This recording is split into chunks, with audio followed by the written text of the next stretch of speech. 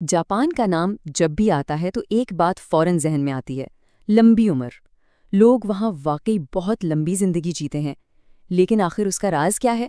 بہت سے لوگوں کا خیال ہے کہ اس کا جواب ایک ایسی روزانہ کی عادت میں چھپا ہے جسے وہاں لاکھوں لوگ اپناتے ہیں۔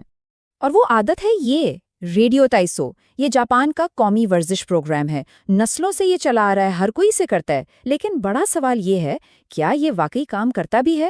تو چلیں آج ذرا گہرائی میں اترتے ہیں اور دیکھتے ہیں کہ سائنس اس کے بارے میں کیا کہتی ہے۔ اچھا، سائنس کی بات کرنے سے پہلے یہ سمجھنا بہت ضروری ہے کہ ریڈیو تائسو جاپان میں ہے کیا چیز، مطلب یہ وہاں کی زندگی میں کتنا رچا بسا ہے۔ یہ صرف کوئی عام ایکسرسائز نہیں ہے، بلکہ یہ تو وہاں کی ثقافت کا ایک اہم حصہ ہے۔ اور یہ بات تو واقعی حیران کرنے والی ہے۔ جاپان میں تقریباً 97% لوگ، یعنی تقریباً ہر کوئی ریڈیو تائسو کو جانتا ہے۔ ذرا سوچیں، کوئی ایسی چیز جو اتنی عام ہو، اسکولوں میں، دفتروں میں، پارکوں میں، ہر جگہ آپ کو لوگ یہ کرتے نظر آئیں گے۔ تو اس کی کہانی شروع ہوتی ہے 1928 سے۔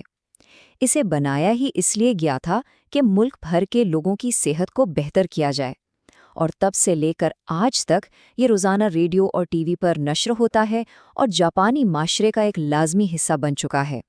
تو سوال یہ اٹھتا ہے کہ ایک روایت جو اتنی پرانی اور گہری ہو، کیا وہ آج کی سائنس کی کسوٹی پر پورا اتر سکتی ہے؟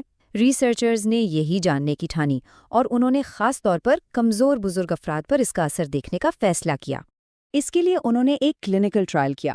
بہت سادہ سا سیٹ اپ تھا۔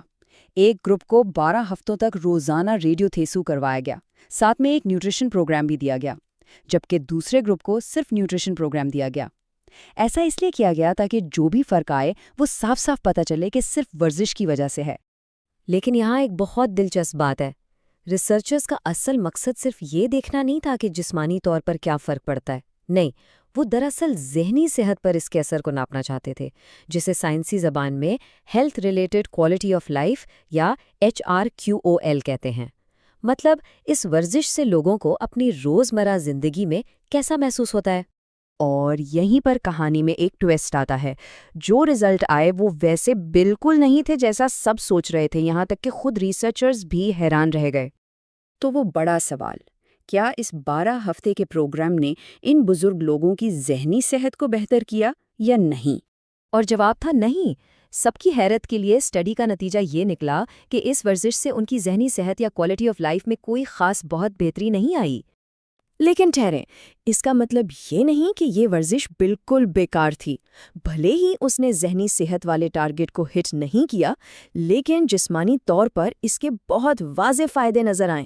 لوگوں کی پھرتی اور بیلنس بہتر ہوا، ان کا سٹیمنا بڑھا اور ان کا خود پر اعتماد بھی بڑھا کہ ہاں وہ ورزش کر سکتے ہیں، اور سب سے بڑی بات، یہ بالکل محفوظ تھی۔ تو یہ رزلٹ ہمیں ایک نئے سوال کی طرف لے جاتا ہے۔ ٹھیک ہے، مختصر وقت میں شاید ذہنی کیفیت پر اثر نہ ہو، لیکن لمبے عرصے میں دماغی صحت کا کیا اس پر کوئی فرق پڑتا ہے؟ اور مزے کی بات یہ ہے کہ اس سوال کا جواب دینے کے لیے ہمارے پاس ایک اور بہت بڑی اسٹڈی موجود ہے۔ اور جب میں بڑی کہہ رہا ہوں تو میرا مطلب ہے واقعی بہت بڑی۔ اس میں 11,000 سے بھی زیادہ لوگوں کو 5 سال سے زیادہ عرصے تک فالو کیا گیا۔ اس سے ہمیں اس کے لانگ ٹرم اثرات پر ایک بہت ہی واضح تصویر ملتی ہے۔ اور اس بڑی اسٹڈی کا نتیجہ وہ بہت اہم تھا۔ اس سے یہ بات سامنے آئی کہ جو لوگ ریگولر ریڈیو تھائسو کرتے تھے، ان میں ڈیمنشیا یعنی بھولنے کی بیماری کا خطرہ کافی حد تک کم تھا۔ اصل میں یہ خطرہ تقریباً 18% کم تھا، جو کہ ایک بہت بڑی بات ہے۔ تو اب ہمارے پاس 2 الگ الگ باتیں ہیں۔ ایک سٹڈی کہتی ہے کہ ذہنی کیفیت پر کوئی خاص اثر نہیں، دوسری کہتی ہے کہ ڈیمنشیا کا خطرہ کم ہو جاتا ہے۔ تو اصل کہانی کیا ہے؟ ہو سکتا ہے ہم اس ساری چیز کو غلط زاویے سے دیکھ رہے ہیں۔ شاید مسئلہ یہ ہے کہ ہم صرف ایک ورزش پر ہی فوکس کر رہے ہیں۔ اصل طاقت شاید صرف اس کی حرکتوں میں نہ ہو، بلکہ اس پورے لائف سٹائل میں ہو جسے یہ ورزش فروغ دیتی ہے، یعنی روزانہ حرکت کرنے کی عادت، لوگوں سے ملنا جلنا اور زندگی میں ایک مقصد کا احساس۔ اور یہیں پر جاپان کا ایک بہت ہی مشہور کانسیپٹ سامنے آتا ہے، اکیگائی، یعنی جینے کی وجہ، صبح بستر سے اٹھنے کا مقصد۔ بہت سے لوگوں کے لیے ریڈیو تائسو جیسی روزانہ کی عادت ان کی اکیگائی کا حصہ بن جاتی ہے۔ یہ انہیں اپنی کمیونٹی سے جوڑتی ہے اور ان کے دن کو ایک ترتیب دیتی ہے۔ دیکھیں، ریڈیو تائسو اکیلے کام نہیں کرتا، یہ صحت کے ایک پورے ایکو سسٹم کا حصہ ہے۔ وہاں کی خوراک جس میں سبزیاں اور سمندری غذا زیادہ ہے، وہاں کا لائف سٹائل جہاں پیدل چلنا عام بات ہے، وہاں کے مضبوط سماجی تعلقات اور ایک ایسا ہیلتھ سسٹم جو بیماری کی روک تھام پر زور دیتا ہے۔ ریڈیو تائسو اس پورے نظام میں بس ایک کڑی ہے، اور جب یہ ساری کڑیاں مل جاتی ہیں تو صحت مند اور لمبی زندگی کا ایک زبردست فارمولا بنتا ہے۔